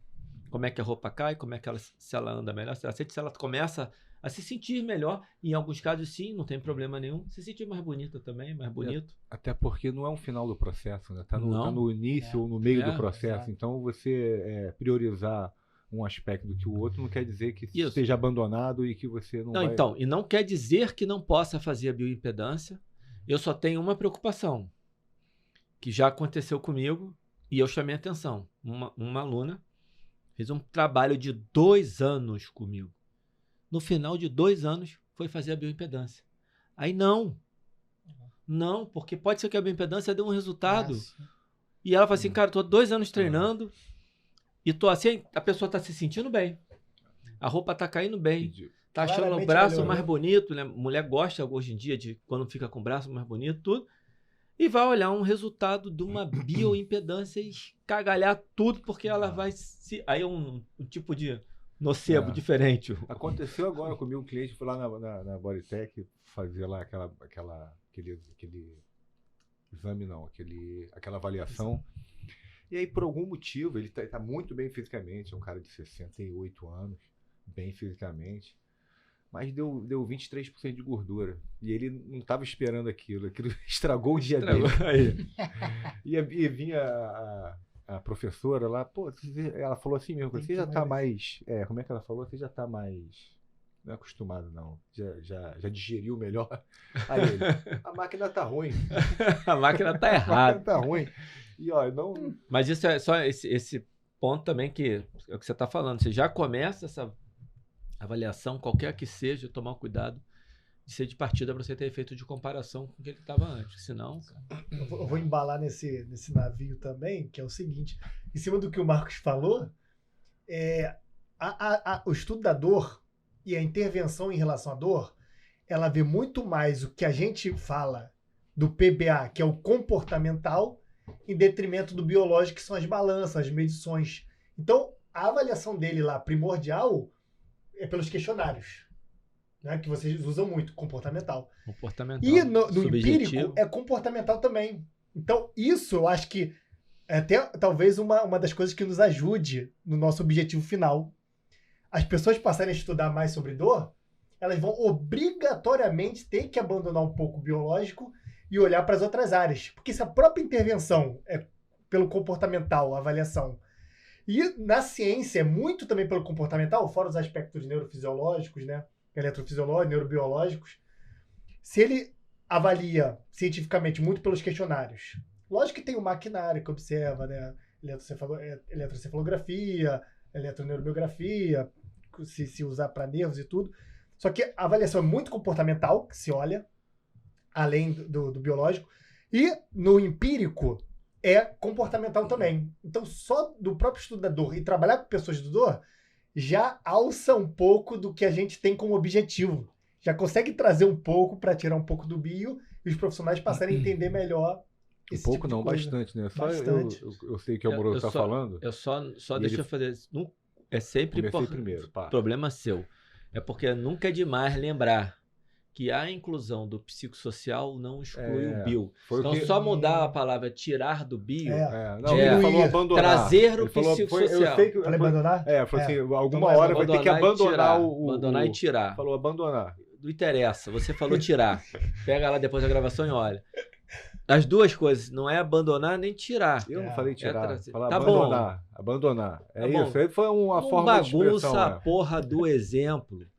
Tá bagunçando, é assim mesmo o tempo todo. Essa Você não frescura sabe como toda é, hora. como é que é na hora que senta pra beber uma cerveja. É um barato. Com o Cauê é a mesma merda.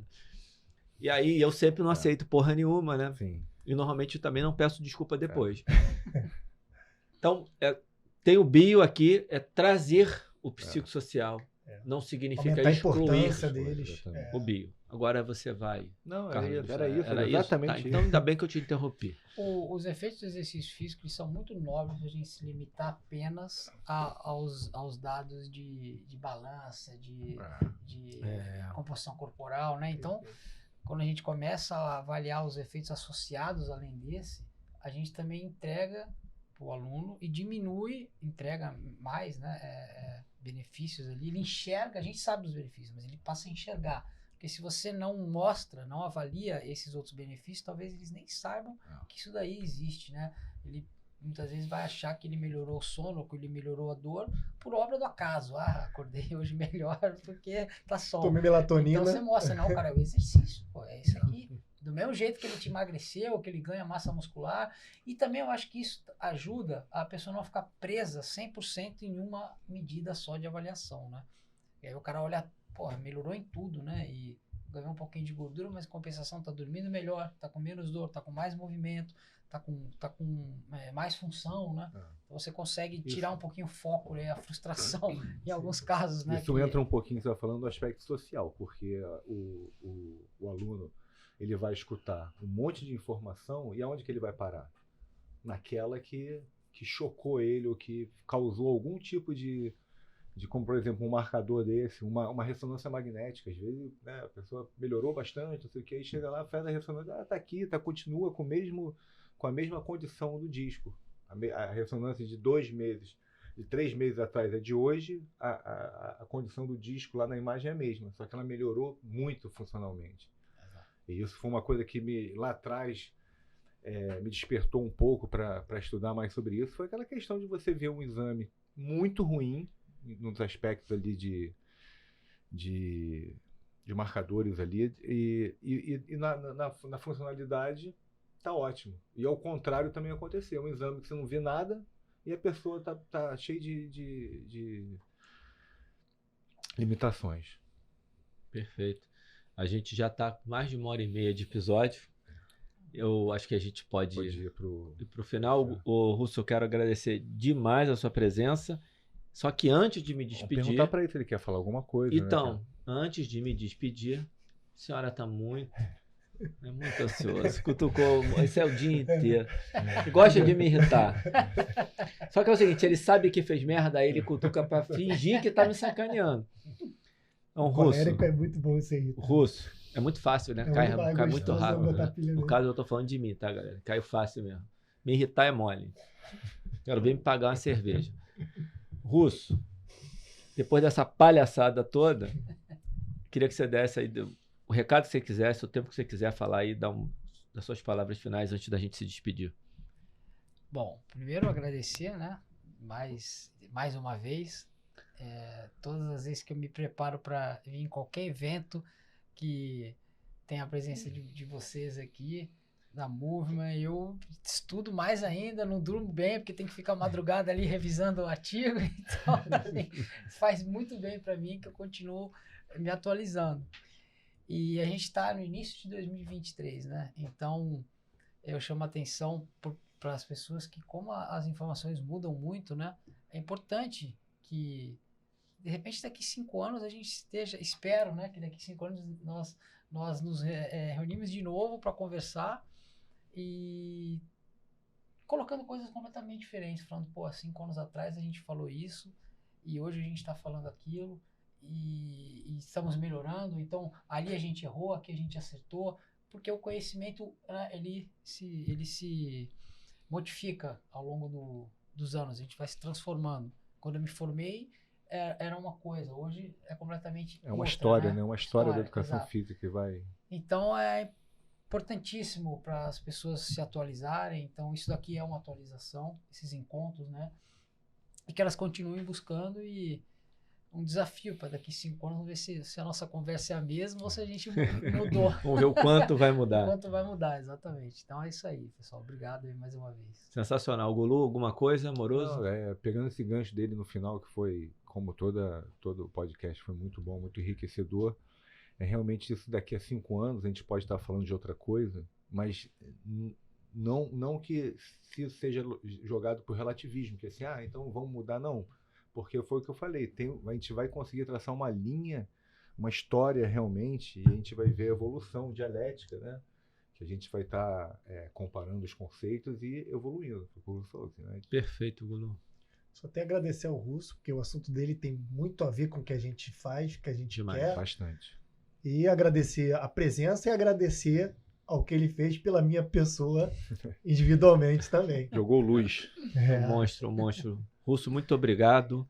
Que aula. Uma aula, né? Muito Tivemos realmente... uma bela aula. Ainda faltou coisa, hein?